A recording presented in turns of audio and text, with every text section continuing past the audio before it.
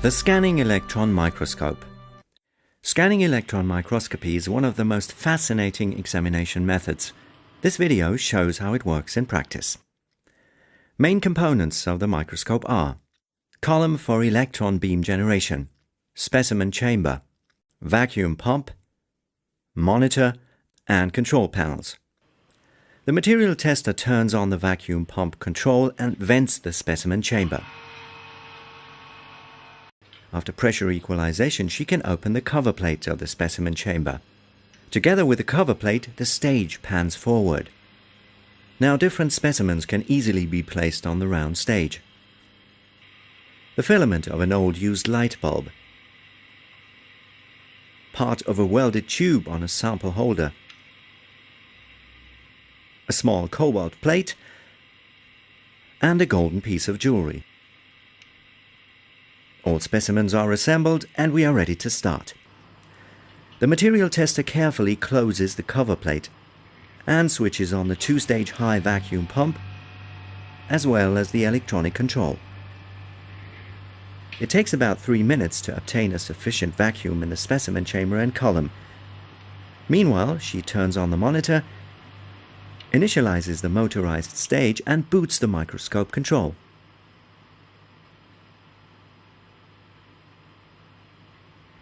Only now she is allowed to switch on the high voltage and the thermionic cathode. For the first time, a reasonable image appears on the monitor. It shows part of the specimen stage.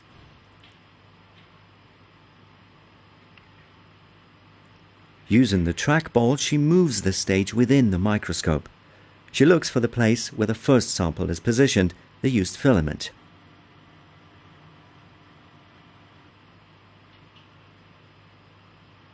The magnification is gradually increased, the position readjusted, and the magnification increased again. Now a plastic and high contrast image of the filament can be seen on the monitor. Originally, the coiled coil filament was quite smooth on the surface. Caused by the everyday use of the filament, new crystals have been formed.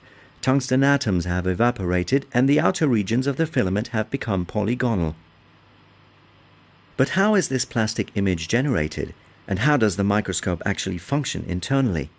The animation first shows the schematic structure from the outside. The upper part is the so-called column. It is used to generate an electron beam.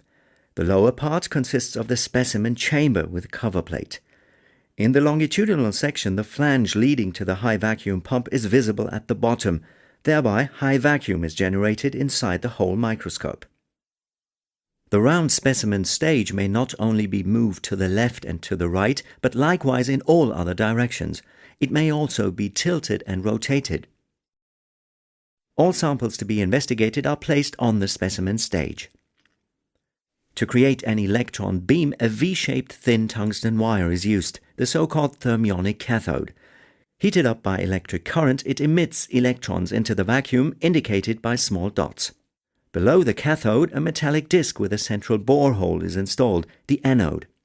The anode is connected with a positive pole of a high-voltage source, the thermionic cathode with a negative pole. Further necessary components have been omitted for the sake of simplicity. The strong electric field between cathode and anode accelerates the electrons downwards. These electrons are called primary electrons. They form a broad, diverging beam which hits the specimens and the stage. But this way, the beam of primary electrons is not useful yet. An electromagnetic lens focuses it finely on the specimen surface. At the point of incidence, primary electrons knock out electrons of the sample material. These knocked out electrons are called secondary electrons. Additional components are necessary: electromagnetic deflection, raster scan generator, secondary electron detector, abbreviated as SE detector, and computer with monitor. The basic principle of the scanning electron microscope is to detect the secondary electrons and use them to build up an image.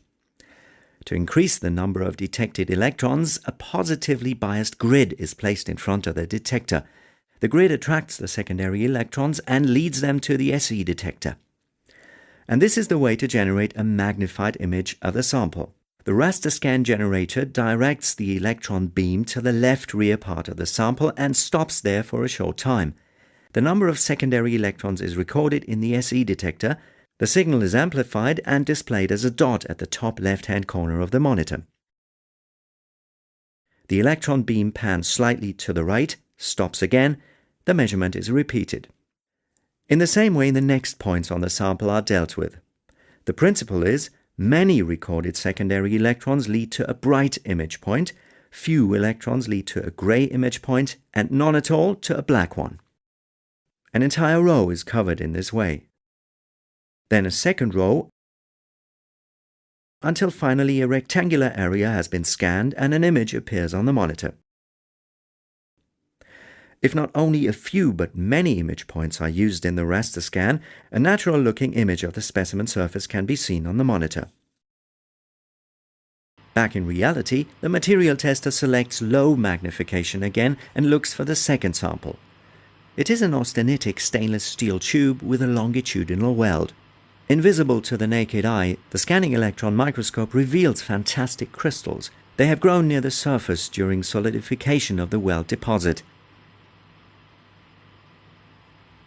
In some crystal directions, the solidification rate is particularly high and so-called dendrites form. Dendrites are crystals with many branches and tree-like shape. On the surface of the weld, they could grow almost freely without much disturbance and can now be observed well.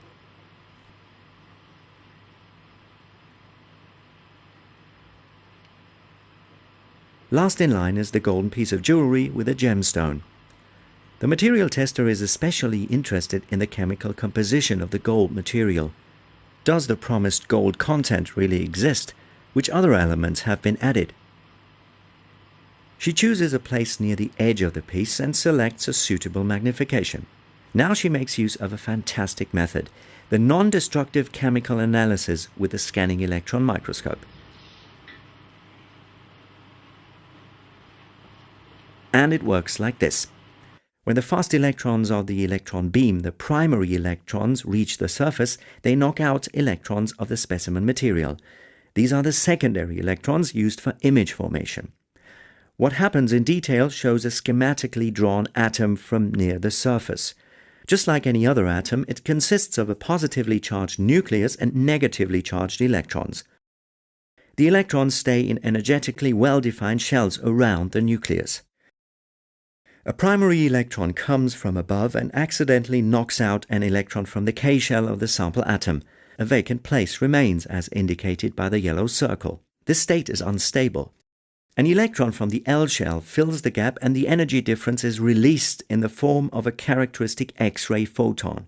This X-ray photon is called characteristic because its energy is quite characteristic or typical for the particular element. Now another transition follows. And finally the atom repairs itself with an electron from the vicinity, a free electron.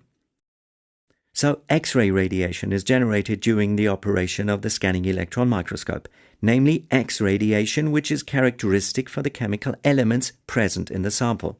If the energy and the intensity of the radiation are measured with an X-ray detector, then the chemical composition of the sample can be determined. Here the typical X-ray spectrum of the piece of jewelry builds up. Chemical analysis is then carried out using sophisticated methods with the help of a computer. Certain limitations must indeed be minded, but it's definitely a fine method, and above all, it is completely non-destructive, and even very small spots on a sample can be analyzed. And what has happened to the small cobalt plate, which was one of the samples? It was used to calibrate the measurement. This means to adjust it finely. The chemical analysis is finished now. Our piece of jewelry is genuine. The gold content amounts to about 70%. The balance is silver and copper.